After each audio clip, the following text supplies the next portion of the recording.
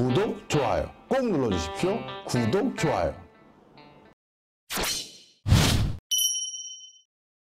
자, 우리는 그런데 이런 변화를 이제 어떻게 전망하고 진단하기에 앞서서 이런 걸 내 스스로 잘 대응하기 위해서는 가장 먼저 해야 될 게 있죠. 바로 인공지능 기술에 대해서 우리가 정확히 이게 어떤 기술인지에 대한 이 오해를 풀고 가는 게 무엇보다 중요합니다. 그래서 인공지능 기술을 제가 여기서 기술적인 걸로 설명드릴 수는 없고요. 가장 쉽게 우리가 일상생활을 하는 과정에서 일반인으로서 이 오해를 하고 있는 것들에 대해서 몇 가지 오해를 풀고 본격적인 일자리의 전망이라든가 기술 전망을 좀 해드리려고 합니다.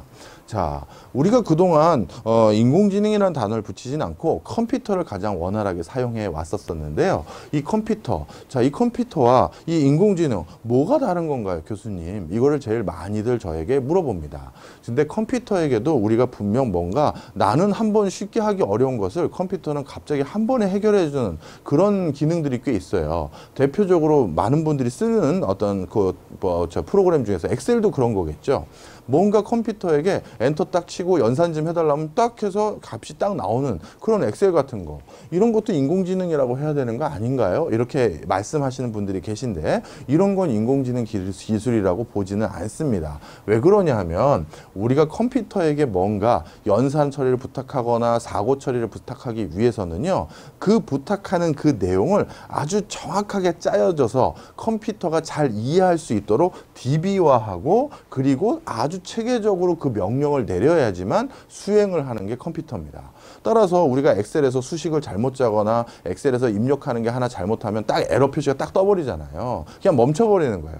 그러면 나 스스로 내가 사고해서 뭐가 잘못된 거야 다시 쭉 살펴본 다음에 잘못된 걸 찾아가지고 그 다음 엑셀 수식을 바꿔야지만 우리가 결과를 얻을 수가 있죠. 이게 컴퓨터입니다. 그런데 인공지능 기술은 그런 게 아니에요. 어떻게 하면 되느냐? 인공지능 기술은 말 그대로 깨끗하게 DB화되지 않은 그 날것, 자연 상태의 내용도 처리가 가능합니다.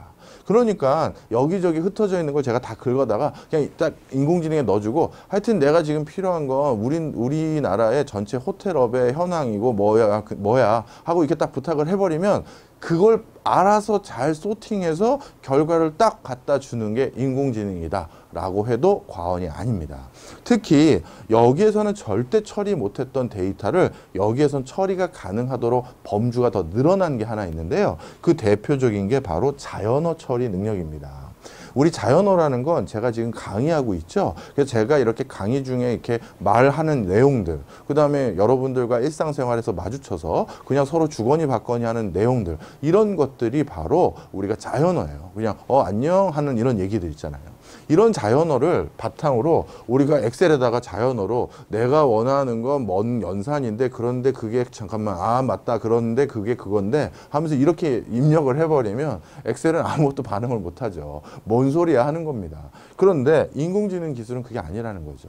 제가 명령을 내릴 때 제 빈칸들을 본인이 알아서 사고하고 판단해서 빈칸을 채워서 고객님이 요구하는 게, 내 주인님이 요구하는 게 이런 거겠지 뭐 하면서 뭐래도 결과를 주거나, 아니면 그걸 처리하는 과정에서 본인이 더 필요한 정보들을 오히려 되묻죠. 이런 건 좀 더 주셔야 처리가 가능해요. 이런 경지까지 가는 게 인공지능이라는 겁니다. 그럼 요거를 좀 더 쉽게 와닿게 이해할 수 있는 내용이 하나 있는데 설명을 좀 드려볼게요.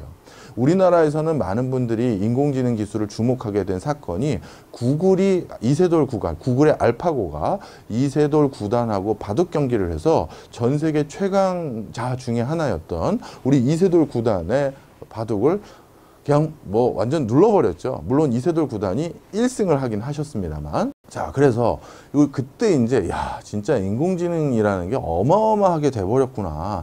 바둑이라는 그 경우의 수가 정말 수십만 가지에 해당된다는 그 상황을 어떻게 이렇게 인공지능이 이제 무참히 이겨버리는구나 라고 하면서 크게 주목받았지만, 사실 바둑이라는 것은요, 게임의 룰이 정해져 있고 어떤 포석으로 어떻게 해야지만 이기는지 지는지 그런 룰이 정해져 있는, 단순하다고 표현하긴 그렇지만 아닙니다. 단순하다고 표현하는 게 맞겠죠.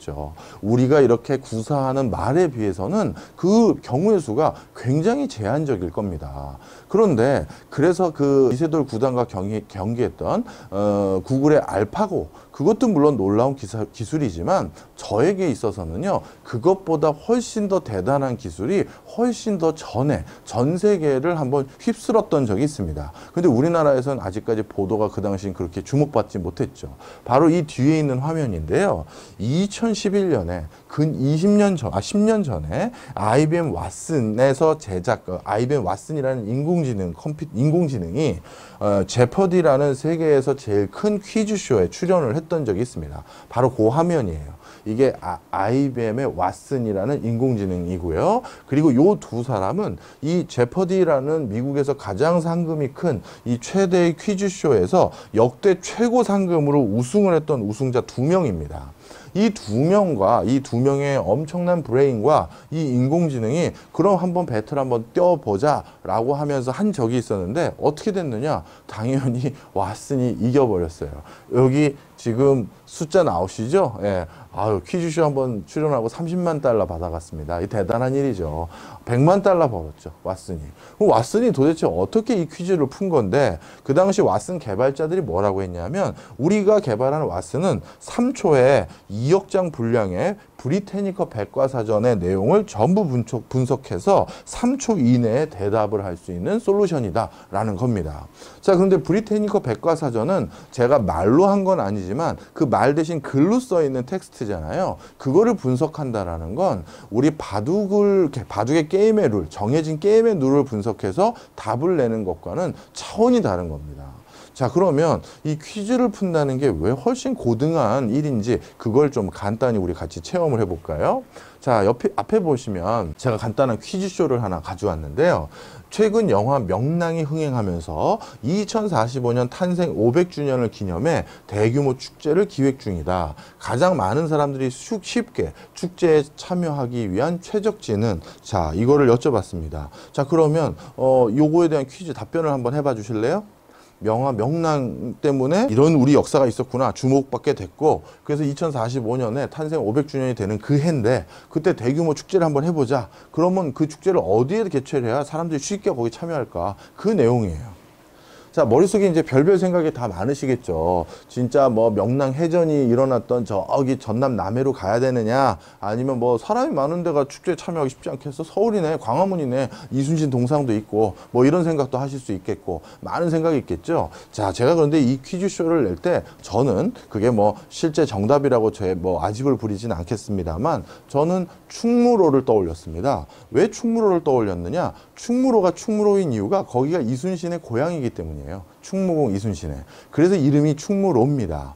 자, 그런데 이 충무로는 당연히 이순신과의 관련성도 있고요. 그리고 서울 한복판에 있는 곳이기 때문에 많은 사람들의 접근 가능성도 용이하죠. 따라서 축제를 하기에 최적화된 지역이다라고 저는 그렇게 생각하고 이 퀴즈 문제를 만든 거예요. 자, 그런데 우리들은 이런 것들을 쉽게 서로 그럴 수 있겠네요. 그렇구나. 이렇게 할 수가 있는데, 자, 전통적인 컴퓨터에는 당연히 이런 거 입력해봤자 답 안 나오고요. 그럼 인공지능은 이런 걸 풀 때 이게 왜 대단한 거냐? 우리는 푸는 것들을, 자, 제가 이 퀴즈 문장에서 이 문장 어디에도 이순신이라는 단어를 써둔 적이 없습니다. 그죠? 이순신이라고 써놓은 적이 없어요.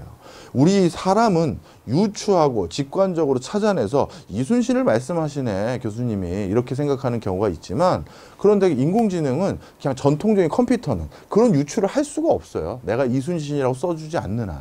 그런데 인공지능은 어떻게 하느냐? 영화 명랑에서 출연했던 사람들 중에서, 그러니까 실제 역사적 인물 중에서 2045년에 탄생 500주년이 되는 사람은 이순신 말고 다른 사람이 더 나올 수도 있잖아요. 그런데 우리는 당연히 저건 이순신이지라고 하면서 이순신이라는 인물의 가중치를 두고 여기를 유추해서 그 다음 문장으로 넘어가지만, 컴퓨터에 가까운 기술은 어떻게 가중치를 뭘로 둬야 되는지에 대한 그 연산값, 함수값이 또 없기 때문에 들어가지 못하는데, 인공지능은 그런 게 가능하다는 거죠. 그 다음에 굉장히 제가 추상적인 문구로 써놓은 게 있어요. 가장 많은 사람들이 쉽게 축제에 참여한다? 쉽게 축제에 참여한다라는 게 도대체 뭔가요? 축제 입장료가 싸다는 건가요? 물리적인 거리가 가깝다는 건가요? 물리적인 거리가 아니라 교통 편의가 가깝다는 건가요? 자, 이게 뭘로 해석하느냐에 따라서 또 달라질 수가 있지 않겠습니까? 그런데 우리는 뭐 대충 그걸 추상적으로 받아들이죠. 그래, 사람들이 좀 빈번하게 왔다 갔다 해야 되잖아. 이 정도 순으로 받아들이고 문제로 들어가요. 그런데 컴퓨터에게 뭔가 연산을 시키려면 사람들의 이 빈번히 왔다 갔다 한다는 걸 유동인구로 해야 될지, 아니면 그 동네까지 오는 교통비가 제일 저렴한 걸로 생각해야 될지, 아니면 실제 물리적인 거리가 가까이 있는 뭐 위성 도시에서 제일 큰 뭐 가까운 그런 지역으로 선택해야 될지, 그런 것들에 대한 정확한 워딩이 없으면 들어갈 수가 없는 건데, 자, 그런데 다시 한번 보여드리겠습니다. 2011년 IBM 왓슨은 바로 그런 것들을 나름대로 유추해서 퀴즈를 풀었던 겁니다. 정말 굉장한 기술인 거죠. 자, 그래서 지금은요, 인공지능은 바로 컴퓨터와 달리 어떤 기능이 있냐면, 각각의 주어진 정보를 점수를 부여하거나 가중치를 부여하거나 또는 통합을 해버려요. 예. 그래서 이런 거는 뭐 그냥 대단한 게 아니니까 합쳐버려서 이건 하나로 보는 게 낫겠다, 통합을 하거나 순위를 매기는 등 다양한 추리상상적인 사고 과정인, 아니면 자료를 해석하는 과정을 합니다. 마치 인간처럼요. 그리고 나서 이 추상적인 문구에 대해서 나름의 답을 주는 거죠. 그래서 지능이라고 부르는 거고, 사람이 아닌 지능이라고 해서 인공지능이다라고 부르는 것이다. 이렇게 보시면 되겠습니다.